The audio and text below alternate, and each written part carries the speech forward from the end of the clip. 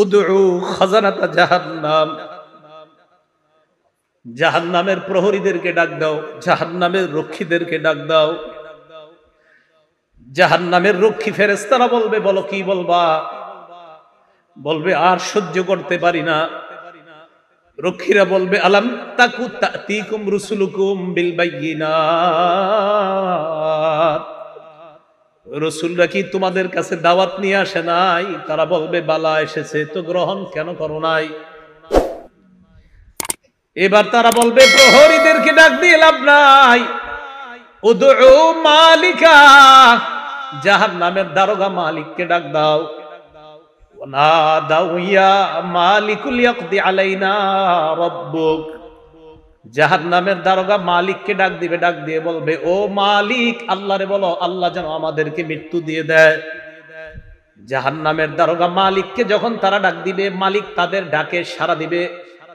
ইমাম আহমদ বলেন, রুব্বিতু আন্না বাইনা দুআইহিম ওয়া বাইনা ইজাবাতি মালিকিন ইয়াহুম আলফাআম,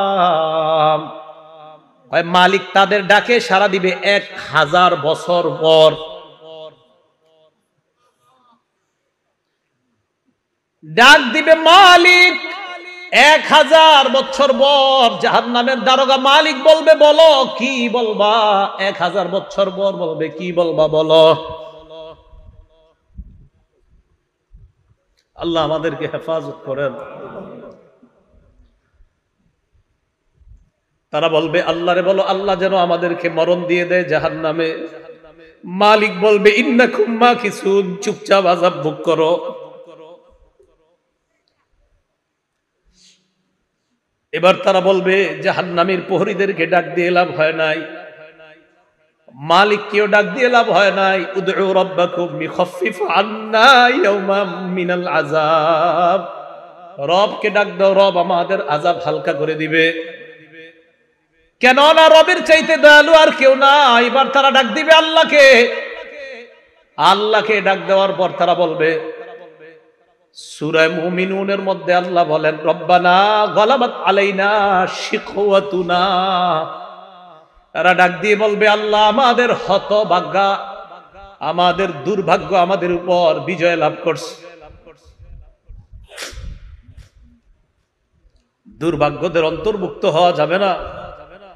আপনি জানেন না এই আয়াতটা আমি কতবার তেলাওয়াত করি, যখন সামনে আসে আমার এই আয়াত, কি অবস্থাটা হবে। জাহান্নামীরা বলবে, আল্লাহ আমাদের দুর্ভাগ্য, আমরা দুর্ভাগা হওয়ার কারণে আজকে আমাদের উপর, আমাদের এই দুর্ভাগা হওয়াটা আমাদের উপর বিজয় লাভ করছে। দুনিয়াতে আপনার কথা শুনি নাই। ওয়া কুন্না কওমান দাল্লিন, আল্লাহ আমরা ছিলাম পথভ্রষ্ট সম্প্রদায়। রব্বানা আখরিজনা মিনহা, আল্লাহ আমাদেরকে বের করে দেন না এখান থেকে। ফাইন উদনা ফাইন্না যালিমুন, আল্লাহ একবার বের করে দেখেন, আমরা যদি আর খারাপ কাজ করি, আমরা জালেম, আমরা আর খারাপ কাজ করব না।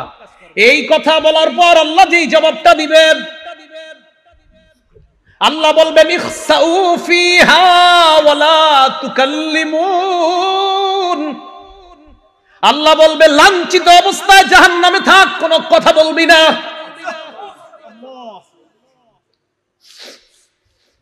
রব বলবে কথা বলবি না, চুপচাপ থাক। দয়াময় রব বলবে কথা বলবি না, চুপচাপ থাক।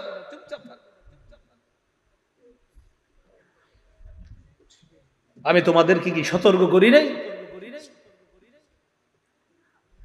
আপনারা জানেন যে ফেরেশতারা এটা বলছে, এটা বলছেন আল্লাহ যখন বলবে লাঞ্ছিত অবস্থায় চুপচাপ, কোনো কথা বলবি না। বহুত পেরেশানির মধ্যে পড়ে যায় আয়াত যখন পড়ি। রব যখন বলবে কোনো কথা নাই, কি অবস্থা হবে। তাই বলছিলাম দুনিয়া থেকে নিরাপত্তা নামা নিয়ে যাওয়া, নিরাপত্তা নামা যদি নিয়ে না যাইতে পারি, ঠকে গেলাম, হতভাগা হয়ে গেলাম। আল্লাহ সকলকে সৌভাগ্যবানদের কাতারে শামিল হওয়ার তৌফিক দান করেন। তো আল্লাহ বলবে, ইখসাউ ফিহা ওয়ালা তুকাল্লিমুন, কথা বলবা না, থাকো। তো বলছিলাম ওই যে দরিয়া, এই দরিয়া নামক খাদ্য দেওয়ার পর এরপরে দেওয়া হবে কাঁটাযুক্ত খাদ্য, গুচ্ছ জাতীয় খাদ্য। গলা আটকানোর পর বলবে পানি দাও, তো পানি দিবে, পান করবে কি, চেহারার সামনে নীতি, চেহারা ঝলসে যাবে, পেটের সব ঝলসে যাবে। তখন তারা ফেরেশতা ডাক দিবে, জাহান্নামের প্রহরী ডাক দিবে, মালিককে ডাক দিবে, আল্লাহকে ডাক দিবে। সবাই তো একটা একটা বলবে, প্রহরীরা বলবে রাসূল আসে নাই, আর মালিক বলবে 1000 বছর পর চুপচাপ আযাব বুক করো, তাও তো একটু কথা বলবে। আল্লাহ কি বলবে দেখেন, লাঞ্ছিত অবস্থায় থাকো, কোনো কথা নাই, থাকো। রব যদি বলে কথা নাই, তখন তো শেষ। তো বলছিলাম দরিহ লা ইউসমিনু ওয়া লা ইউগনি মিন জু'। কয় দরি নামক খাদ্যটা কেমন জানো? এটা পুষ্টিও যোগায় না, ক্ষুধাও নিবারণ করে না। আচ্ছা, আমরা খাদ্য খাই কেন বলেন তো? হয়তো পুষ্টি বাড়ার জন্য, না হয় যেন ক্ষুধা নিবারণ হয়। আল্লাহ বলে লা ইউসমিনু, দরি নামক খাদ্য পুষ্টিও যোগাবে না, ক্ষুধাও নিবারণ করবে না। কিছু মনে করবেন না, পৃথিবীর একটা খাদ্য আছে যেই খাদ্যটা অ্যাভেলেবল মানুষ খায়, যেটা তার পুষ্টিও যোগায় না, ক্ষুধাও নিবারণ করে না। হুজুর কি এটা? মাশাআল্লাহ, ধূমপান। কি পান? ধূমপান। এটা পুষ্টিও যোগায় না, ক্ষুধাও নিবারণ করে না। বুঝা যায় দুনিয়ার ধূমপান জাহান্নামের দড়ির সাথে অনেকটা মিলে যায়। কি জি? জোরে কর না জি। সবাই শোনা, এখন শুনতে হবে তো। আপনাদের মুসল্লি যারা আছে এগুলোর দিকে তাকায় বলেন কি ঠিক আছে? দড়ি যেটা পুষ্টিও যোগায় না, ক্ষুধাও নিবারণ করে না। তো আমি কিন্তু বলছি না, আপনারাই বলছেন, আমি কিন্তু প্রথমে বলি নাই ধূমপান, আপনারাই বললেন এই খাদ্যটা কি, এটা পুষ্টিও যোগায় না, ক্ষুধাও নিবারণ করে না। তো আপনারা এবার মিলান এটার সাথে কোনটা মিলে। এরপরেও যদি কেউ ধূমপান করে কি করা, আল্লাহ হেফাজত করে না। তাহলে দড়ি নামক খাদ্য পুষ্টিও যোগায় না, ক্ষুধাও নিবারণ করে না। তো আমরা দেখছি যে এটার সাথে একটা খাদ্যের মিল আছে।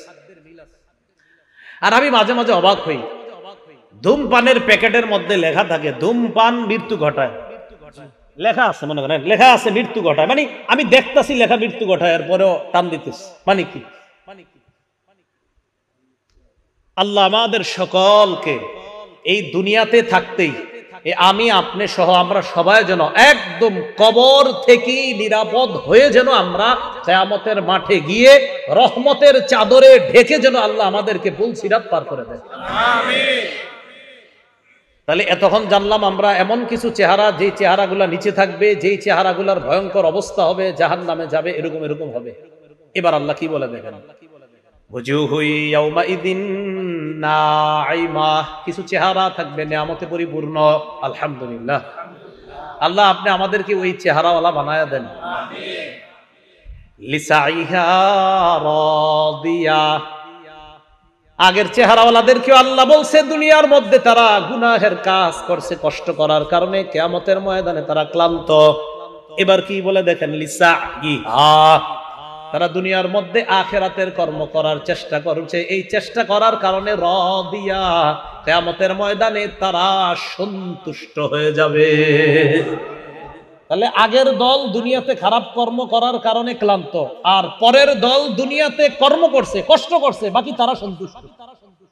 তাহলে আগের দল কিয়ামতে ক্লান্ত, অসন্তুষ্ট, আর পরের দল লিসাইহা, দুনিয়াতে কর্ম করেছে, কষ্ট করেছে, বৃষ্টিতে ছাতা মাথায় দিয়ে পানি এদিকে লেগেছে সেদিকে লেগেছে, মসজিদে কষ্ট করে গিয়েছে। তাহলে ওরাও কষ্ট করেছে, তারাও কষ্ট করেছে। আল্লাহ বলে রাদিয়া, দ্বিতীয় শ্রেণীর কষ্ট যারা করেছে, কিয়ামতের ময়দানে এই চেহারাগুলা দেখলেই বুঝবা তারা সন্তুষ্ট। আর কি, ফি জান্নাতিন আলিয়া, তারা থাকবে নিরাপদ জান্নাতে, শান্তির জান্নাতে, চিরস্থায়ী চির সুখের জান্নাতে থাকবে, আলিশান জান্নাতের মধ্যে থাকবে।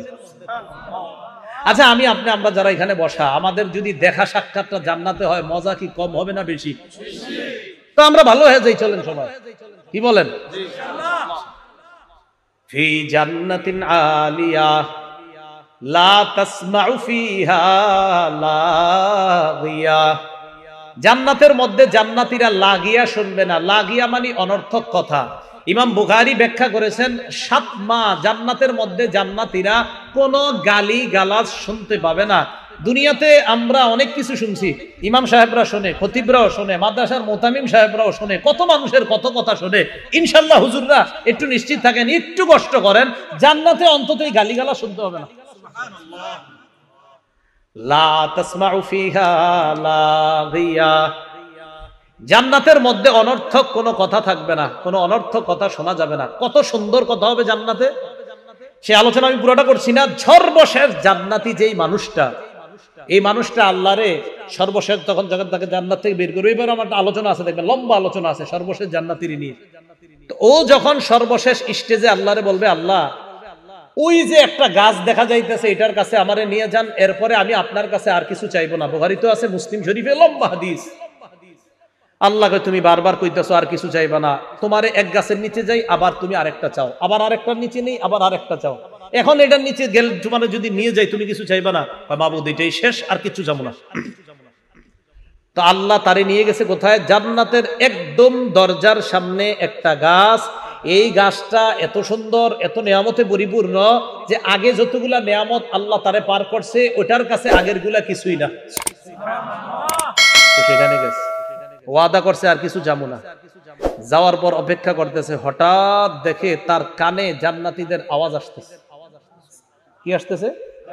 সূরা গশিয়া কি বলছে? জান্নাতে কোনো কি থাকবে না, গালিগালাজ থাকবে না।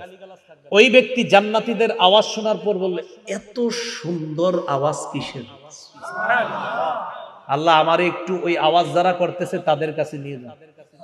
তাহলে আওয়াজ কত সুন্দর হবে, কারণ তারে তো আল্লাহ একের পর এক নিয়ামত দিতেছে। তাহলে তার আওয়াজটা কত সুন্দর, নিয়ামতে পরিপূর্ণ আওয়াজ। মানে আমি চিন্তা করি হাদিসে যে জান্নাতীদের আওয়াজটাও কত চমৎকার হবে। ওই ব্যক্তিরা আল্লাহ বলবে, আরে যা, ঠিক আছে, 10 দুনিয়ার সমপরিমাণ এই যে আওয়াজ, যত সুন্দর ফুলের বাগান, ফলের বাগান, এই জাতীয় 10 দুনিয়ার সমপরিমাণ একটা বাগানের মালিক তোমাকে বানায় দিলাম। এটা আলিশান জান্নাতের বাগান, মানে আলিশান জান্নাত। এই জান্নাত মানে প্রাসাদ, রাজ প্রাসাদের মালিক বানায় দিলাম। তো আল্লাহ বলেন, লা তাসমাউ ফিহা লাগিয়া, যেই চেহারাগুলা সন্তুষ্ট চিত্তে তাদেরকে দেখবা, তারা জান্নাতের মধ্যে কোনো গালিগালাজ শুনবে না।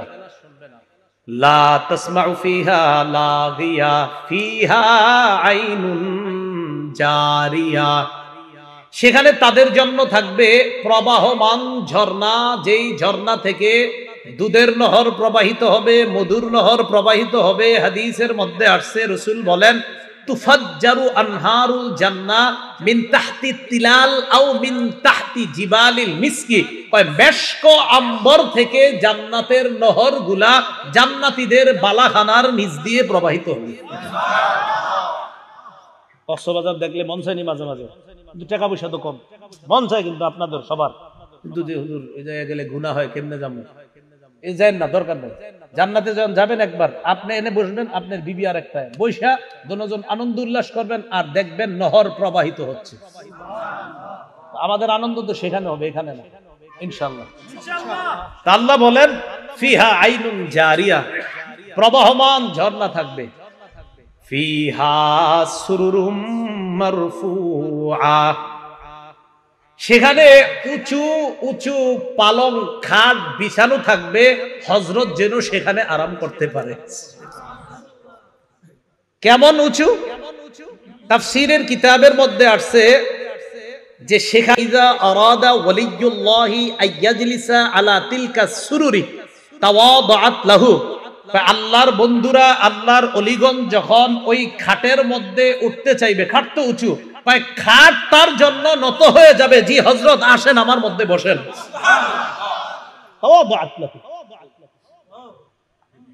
ফিহা সুরুরুম মারফুআতু ওয়া আকওয়াবুম মাওদুআ, তো খাটে বসবেন। বসার পর দুনিয়াতে তো বিভিন্ন জন, তারা বিভিন্ন মত টান দিছে, যে ভাবসাব, আল্লাহ পাক রব্বুল আলামিন তো আপনাকেও দিবে, যে তুমি তো দুনিয়াতে এই মদ টদ ছুঁয়েও দেখো নাই, তোমাকেও সেখানে শরাবান তহুরা পরিবেশন করে গ্লাসের মধ্যে ওই শরাব দিয়ে, ফিহা আকওয়াবুম মাওদুআ, তোমার সামনে ওই শরাবান তহুরা যুক্ত ওইটা পরিপূর্ণ গ্লাসগুলা তোমার সামনে সাজানো থাকবে। নাও তুমি আর তোমার বিবি পান করতে থাকবে। এজন্য বলছি, একবার চলেন, কষ্টে কোনো মতে যাই, তাই গুনাহ করা যাবে না, ঠিক আছে না ইনশাআল্লাহ? গুনাহ আজকে থেকে ছেড়ে দেব ইনশাআল্লাহ। কালকে এই মুহূর্তে আমি যে কবরে থাকতে পারি, আপনি কবরে থাকতে পারেন, তো কি দরকার আছে? যেহেতু মরে যাবই, তো কষ্ট করো মতে গুনাহ থেকে বাঁচি, বাস গুনাহ থেকে বাইচা মরবো ইনশাআল্লাহ। মানুষ মনে করতে পারে আচ্ছা আল্লাহ কি এগুলো দিবে, মনে করতে পারে যে এত বড় বড় খাট পালং ইত্যাদি, তা আল্লাহ বলে মিয়া চিন্তা করো না, আফালা ইয়ানজুরুনা ইলাল ইবিলি কাইফা খুলিকাত, তারা কি দেখে না ওটের দিকে, ওট কিভাবে সৃষ্টি করা হয়েছে, একটু ওটের দিকে দেখে না? ওয়াইলাস সামাই কাইফা রুফিআত, আকাশের দিকে তাকায় না, আকাশ কিভাবে উঁচু করে রাখা হয়েছে? আচ্ছা একটু খুঁজি আমরা দেখি কোথায় খাম্বা আছে আকাশের, আসেনি না? খোঁজেন না একটু, আমরা দেখি আসেনি খাম্বা? নাই তো এইভাবে রয়েছে কেমন? এটা জোরে বলেন, কে রাখছে? কে রাখছে এইভাবে?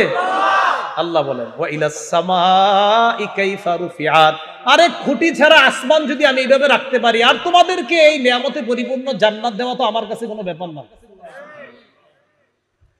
ওয়াইলাল জিবালি কাইফা নুসিবাত, খুব মন দিয়ে এই জায়গাটা বুঝেন, ওলামা হযরত আছেন। প্রথমে ওটের কথা বলছে, পরে আকাশের কথা, পরে পাহাড়ের কথা। কেন আগে ওটের কথা কেন?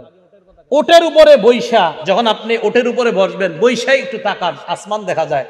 ওট যখন চালাবেন, ওট সাধারণত পাহাড়ি অঞ্চলে চালানো হয়, আশেপাশে তাকায় দেখেন পাহাড়। তাই আল্লাহ বললেন তারা কি ওটের দিকে তাকায় না?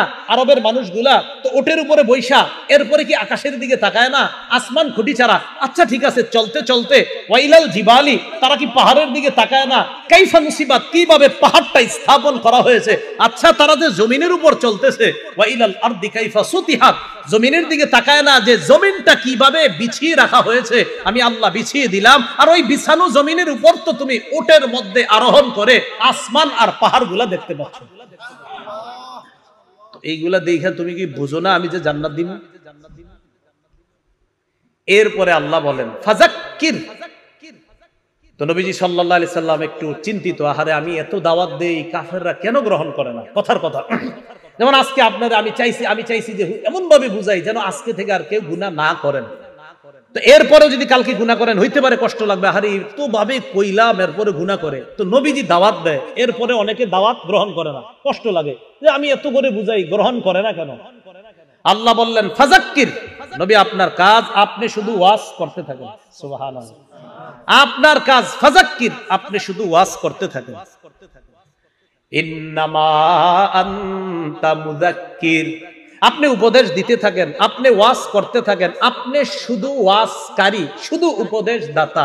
লাস্তা আলাইহিম বিমুসাইতির, আপনি তাদেরকে জোর করে কিছু মানাবেন আমি এই জন্য আপনারে পাঠাই নাই। আপনার কাজ শুধু বলা, গ্রহণ করবে না না করবে এটা আপনার দায়িত্ব না, আপনি শুধু ওয়াজ করার কাজ। লাস্তা আলাইহিম বিমুসাইতির, আপনি তাদের উপর নিয়ন্ত্রক নন, আপনি তাদের উপর বাধ্য না, তারা গ্রহণ করতেই হবে। আপনার কাজ ওয়াজ করা। বলেন আপনার কাজ কি? তো এখন যদি এই যুগে কেউ বলেন হুজুর এত ওয়াজ করেন কি লাভ, এত ওয়াজ করেন আসেনি, আমাদের কাজ কি শুধু পৌঁছায় দেওয়া? খতিব সাহেবের কাজ কি শুধু?